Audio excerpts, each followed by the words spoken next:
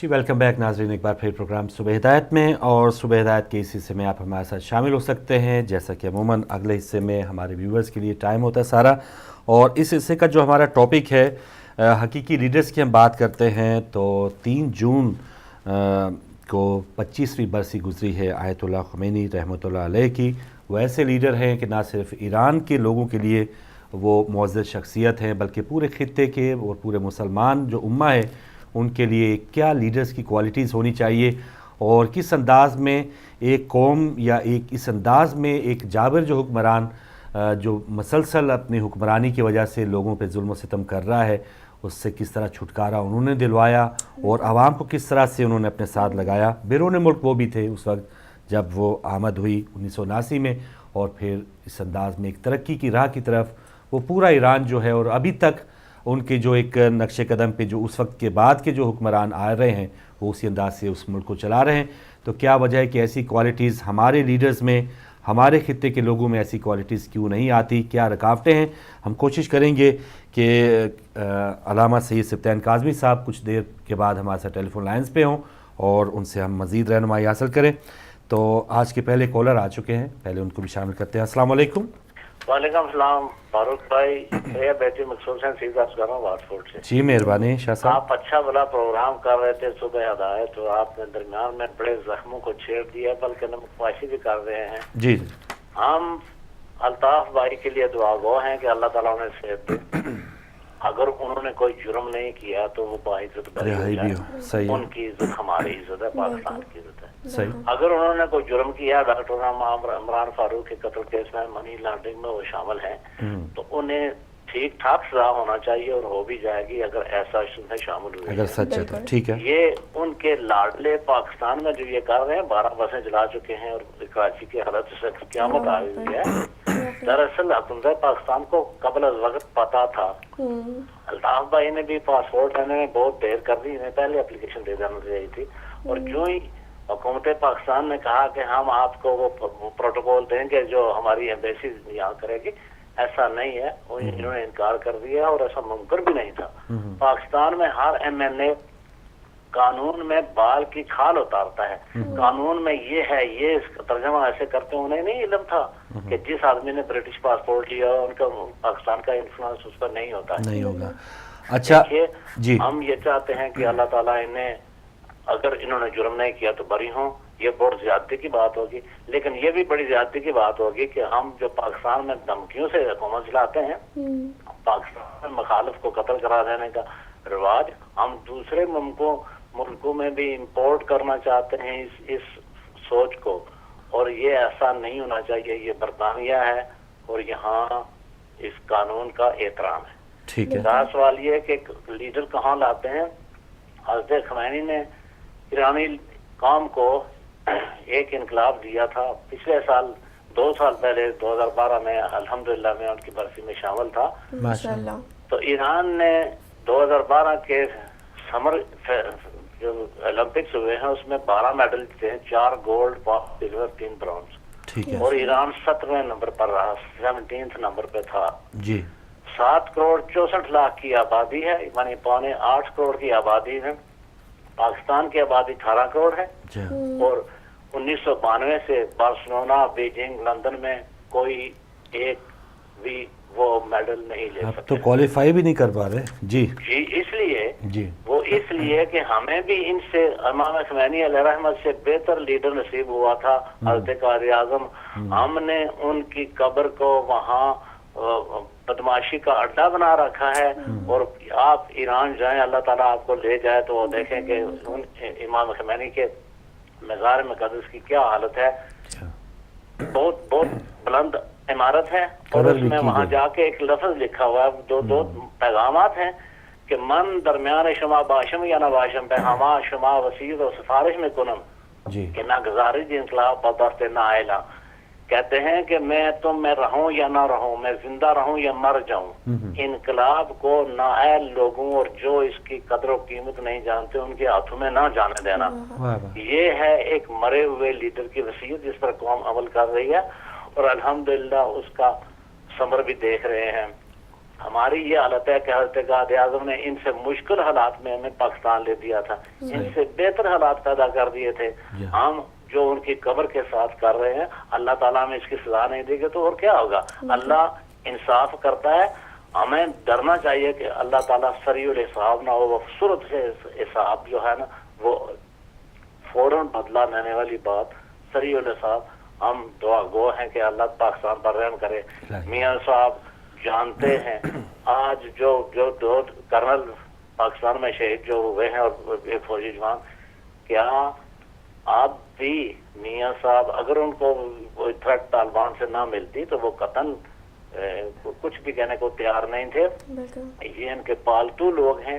اور میاں صاحب جیسا کہ آپ نے فرمایا تھا کتنی ٹھٹائی سے وہاں جنازہ پڑھ کے واپس آ گئے ہیں. چاہیے تو یہ تھا کہ انہیں کوئی رپورٹر وہاں روکتا، لیکن یہ زمانہ یہ بھی نہیں رہے گا. میاں صاحب وقت ایک ساتھ نہیں رہتا، یہ زمانہ بھی نہیں رہے گا. بہت شکریہ شاہ صاحب. بالکل صحیح بات، بالکل صحیح بات. جزاک اللہ شاہ صاحب. بالکل ہر جو ذی شعور ہے، جس میں بھی ایک غیرت مند دل ہے اور پاکستانی خون ہے، وہ بالکل دھڑکتا اسی انداز میں ہے. اور اس کو افسوس ہوتا ہے کہ جب حالات اور خطے کے ممالک میں اس قسم کی ترقی اور ہمارا ملک جیسے آپ نے کہا کہ آزاد ہوا، مشکل حالات میں آزادی ملی، لیکن بنا بنایا ایک کام جو ہے یا بنی بنائی ایک بہت بڑی نعمت کی ہم نے قدر نہیں کی. اور آیت اللہ خمینی کی جو سادگی آپ نے تصاویر میں دیکھی کہ بہت بڑے لیڈر وہ بھی جلا وطن رہے، لیکن کوئی جائیداد، کوئی املاک، کوئی اس قسم کا ہم نے سنا نہیں کہ انہوں نے یہ جائیدادیں بنائی ہیں. وہ وقتی طور پہ اپنے ملک سے باہر رہے، لیکن باہر رہ کے بھی ایران اور اس پورے خطے کے حوالے سے وہ فکر مند رہے. اور پھر لوگوں نے دیکھیں کس انداز میں ان کا استقبال کیا، اور ابھی تک وہ لوگ مس کر رہے ہیں. اور شایان شان انداز دیکھیں کہ ان کا جو مزار کی بات کی ہے شاہ صاحب نے، کہ قومیں وہی کامیاب ہوتی ہیں جو اپنے محسنوں کو ان کی جو بھی ان کی ایکٹیویٹیز رہی ہیں، ان کی قربانیاں تھیں، اس کے بعد پھر یاد بھی رکھیں.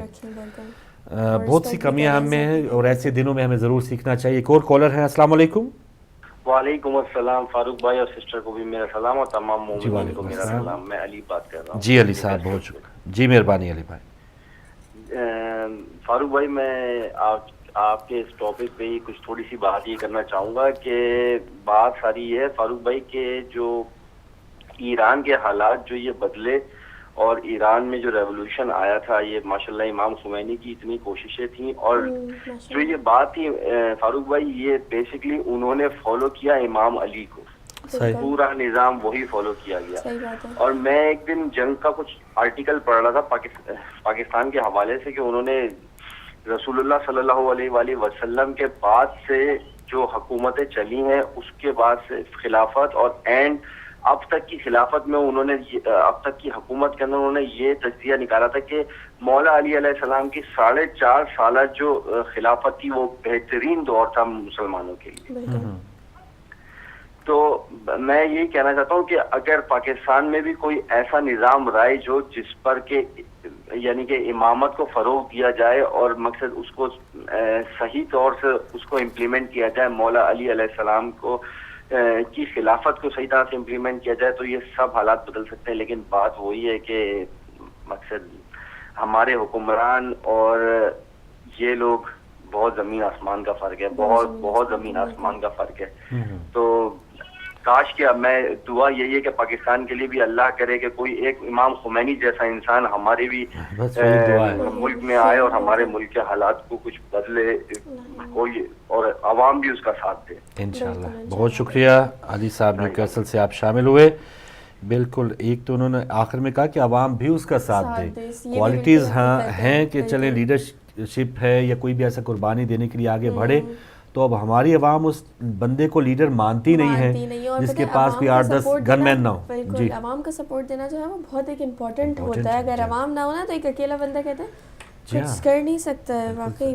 یہاں کی ہماری تو عوام تو واقعی ہماری عوام جو ہے وہ انتظار میں نہیں کرنے کو تیار ہوتی کسی چیز پہ. بالکل صحیح. کالر ایک اور ہیں. السلام علیکم. السلام علیکم فروغ بھائی. جی وعلیکم السلام محترم نقوی صاحب. آپ کو بھی سلام ہو. وعلیکم السلام. ماشاءاللہ آپ کا ٹاپک تو بہترین ہے. آج ٹاپک کرنٹ افیئر پہ ہے اور زبردست ٹاپک ہے، اس پہ بات تو کروں گا. پہلے میں یہ آپ کو بتاؤں کہ فروغ بھائی امام خمینی جو ہے نا وہ ایک لیڈر جو ہے نا وہ تو اپنی جگہ تھے ہی, وہ ایک لیڈر ہی نہیں تھے, وہ ایک نظریہ تھے, صحیح, وہ ایک مقصد تھے. وہ قوم کو انہوں نے ایک نظریہ دیا, ایک مقصد دیا, کس کے خلاف؟ ایک شہنشاہیت کے خلاف نظریہ دیا جو کہ ملک کو تباہی کے کنارے پہ لے چکا تھا, روحانی طور پہ, دینی طور پہ. جی, تو امام خمینی ان کے لیے ایک نعمت بن کے آئے. اللہ تعالیٰ نے انہیں نعمت بنا کے بھیجا قوم کو, اور قوم نے اس نعمت کو ایکسپٹ کیا, اور ایکسپٹ کر کے پھر قوم نے اس کو اپنا کے اس پہ عمل کیا. اور آج وہ قوم جو ہے وہ اتنی بہادر اور اتنی طاقتور ہے کہ بڑی طاقت بھی ان کے سامنے سر جھکانے پہ مجبور ہے. جسی طریقے سے پاکستان میں قائد اعظم تھے, قائد اعظم میں یہ ایک نظریہ لے کے اٹھے تھے کہ ہمیں پاکستان چاہیے, مسلمانوں کے لیے چاہیے, تو وہ نیک نظریہ تھا, اس میں وہ کامیاب ہو گئے اور ہمیں پاکستان مل گیا. شومیہ قسمت کے پاکستان کے بننے کے بعد ہمیں کوئی ایسا لیڈر نہیں ملا جو کوئی نظریہ لے کے آگے آئے. اب دیکھیں چھوٹی سی بات میں کرتا ہوں کہ 86 لاشیں لے کے بیٹھے رہے 3 دن, تو وزیر اعظم کو ٹائم ہی نہیں ملا, وہ آیا ہی نہیں, جان کی یہ قدر. اور دوسری طرف احمد میر کو گولیاں 2 لگیں تو اس کے پاس ٹائم بھی تھا وزیر اعظم کے پاس, وہ وہاں پہنچ بھی گیا. اس کا مطلب, اور اس کے بعد آپ الطاف حسین کی بات کرتے ہیں تو اس میں بھی آپ دیکھ لیں, وہ پنجابی میں کہتے ہیں نا ڈا ڈیرا ستیویاں سو ہوتا ہے. بالکل صحیح. کہ وہاں 86 لاشیں تھی تو کوئی وہاں پر پرسان حال نہیں تھا, کوئی پوچھنے نہیں گیا. اور یہاں ابھی تک کوئی چارج لگا, ابھی تفتیش ہو رہی ہے, ابھی کوئی سزا نہیں ہوئی, کچھ نہیں ہوا. تو وزیر اعظم صاحب بھی چلے ہوئے ہیں اور سارے چلے ہوئے ہیں. اور اس کا مطلب یہ ہے کہ پنجابی میں کہتے ہیں ڈا ڈیرا ستیویاں سو ہے, کہ جڑا تگڑا ہوئے گا اس کے پیچھے سارے جائیں گے, اور جو شریف آدمی ہوگا, حقوق کی بات کرے گا, غریب ہوگا, اس کے بعد اس کے ساتھ کوئی ساتھ نہیں دے گا. یہ تو پاکستان کے اب حالات ہو چکے ہیں. لیکن جہاں تک اب بات آتی ہے آپ کے 2 کرنلوں کے شہید ہونے کی, تو فروغ بھائی میں آپ کو صرف ایک بات بتا دوں, یہ کنڈیم کا لفظ جو ہے نا اب یہ حکومت کے منہ پہ تماچے کی شکل اختیار کر گیا ہے. صحیح بات. کنڈیم کر کے لوگ تنگ آ چکے ہیں. اب دیکھیں چھوٹی سی بات ہے کہ وزیر اعظم گیا نا کرنلوں کے افسوس کے لیے, کیوں گیا ہے کہ اس کے گھر میں اب آگ لگی ہے. جن سے مذاکرات کر رہے تھے انہوں نے خود کہہ دیا کہ ہم تمہارا حمزہ شہباز بھی جو ہے نا وہ بھی اغوا کر لیں گے. تو جب اپنے گھر میں آگ لگی ہے تو آپ فوج کی طرف بھی بھاگے ہیں, اور فوج کے ساتھ ہمدردیاں بھی ہیں, ورنہ فوج کے ساتھ مقابلے پہ اترے ہوئے. تو جب تک ان کے اپنے گھروں سے جنازے نہیں اٹھیں گے تب تک انہیں احساس نہیں ہوگا کہ قوم کس تکلیفوں میں سے گزر رہی ہے, اور کن کن کے گھروں میں جب جنازے اٹھتے ہیں تو بچے یتیم ہوتے ہیں, ان کے گھروں میں کیا کیا مسائل ہوتے ہیں.